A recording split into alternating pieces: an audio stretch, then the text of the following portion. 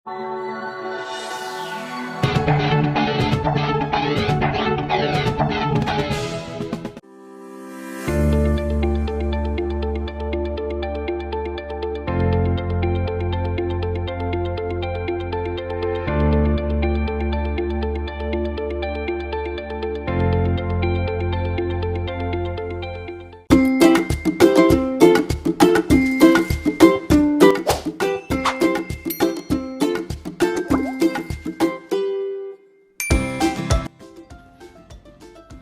teman-teman, perkenalkan nama saya Linda Pratiwi.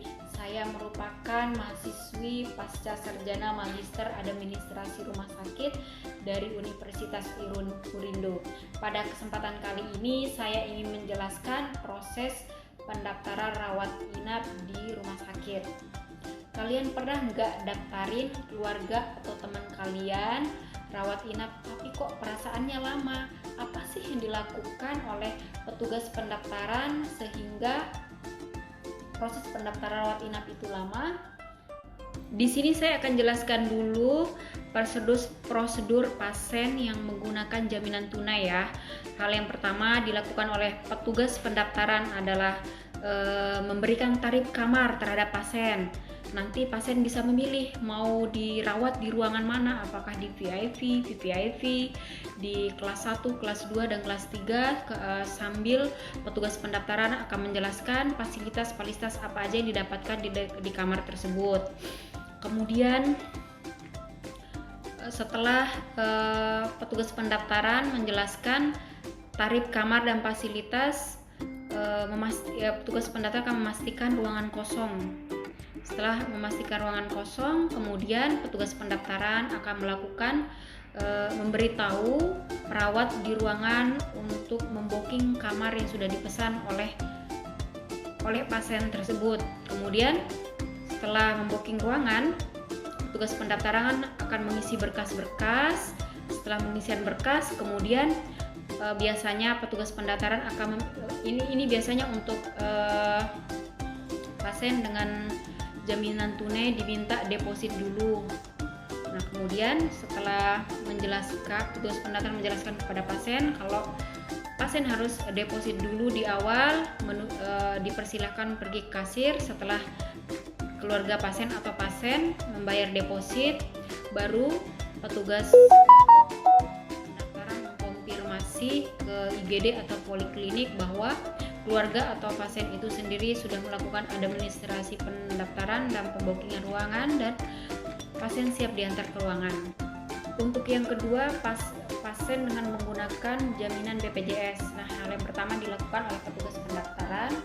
Biasanya petugas pendaftaran akan mengecek kartu BPJS pasien di by sistem BPJS. Pasien tersebut berada di kelas berapa.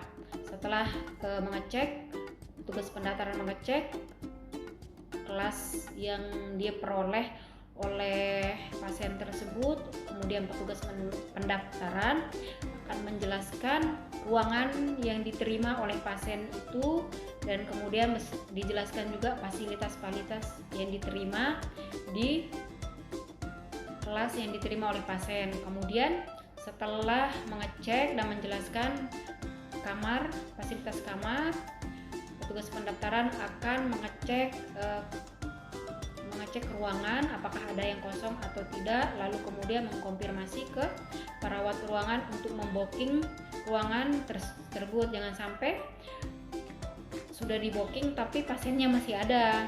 Kemudian setelah itu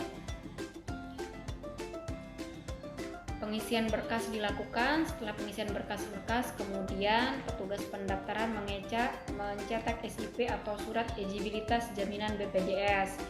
Setelah mencetak, petugas pendaftaran mencetak SIP, kemudian petugas pendaftaran akan mengkonfirmasi ke perawat poliklinik atau IGD bahwa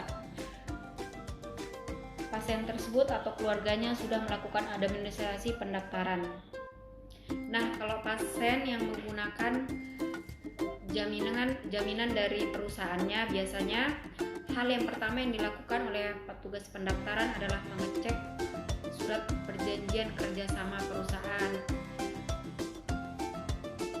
setiap perusahaan itu kan berbeda-beda ya. Ada yang di cover di kelas 1, kelas 2, bahkan ada yang di VIP. Nah, setelah petugas pendaftaran mengecek surat perjanjian kerjasamanya dengan perusahaan, memastikan ruangan kosong, dicek di by sistem rumah sakit. Setelah itu, kemudian petugas pendaftaran akan melakukan booking kamar, menghubungi perawat di ruangan bahwa ada pasien yang mau masuk. Kemudian setelah itu petugas pendaftaran akan konfirmasi ke HRD perusahaan bahwa karyawan dari perusahaan tersebut, karyawan atau keluarga atau anak dari perusahaan tersebut sedang dirawat di rumah sakit. Nah, biasanya nanti perusahaan itu akan mengecek apakah benar atau tidaknya karyawan atau keluarga karyawannya sedang dirawat di rumah sakit. Kemudian kita meminta keluarga pasien untuk mengisi berkas-berkas. Setelah pengisian berkas selesai, kita konfirmasi ke perawat IGD atau poliklinik bahwa pasien atau keluarganya sudah melakukan administrasi pendaftaran dan pengisian berkas. Nah, nanti setelah itu selesai, keluarga pasien tersebut ke perusahaan membawa berkas-berkas yang sudah diisi buat ditukar ke perusahaan. Nah, kalau untuk yang terakhir, pasien yang menggunakan jaminan dengan asuransi. Biasanya kalau asuransi itu langsung tertera kelas berapa yang di plan oleh asuransi, apakah kelas 1, kelas 2, kelas 3, bahkan ada juga nominalnya ditulis. Nah, setelah itu petugas pendaftaran akan jelaskan plan asuransi berapa yang dia terima. Kemudian petugas pendaftaran akan memastikan adanya ruangan kosong dan kemudian mengkonfirmasi perawat ruangan atau rawat inap untuk membooking kamar yang dipesan oleh pasien. Kemudian setelah itu petugas pendaftaran akan konfirmasi ke asuransi bahwa pasien tersebut sedang mau dirawat dengan diagnosa apa, di kelas berapa, dengan dokter siapa. Kemudian kita konfirmasi nih sampai ada ACC dari perusahaan asuransi tersebut. Setelah itu kita melakukan petugas pendaftaran akan melakukan pengisian berkas-berkas, lalu minta tolong terhadap dokter yang menerima pasien tersebut untuk melakukan pengisian laporan medis awal.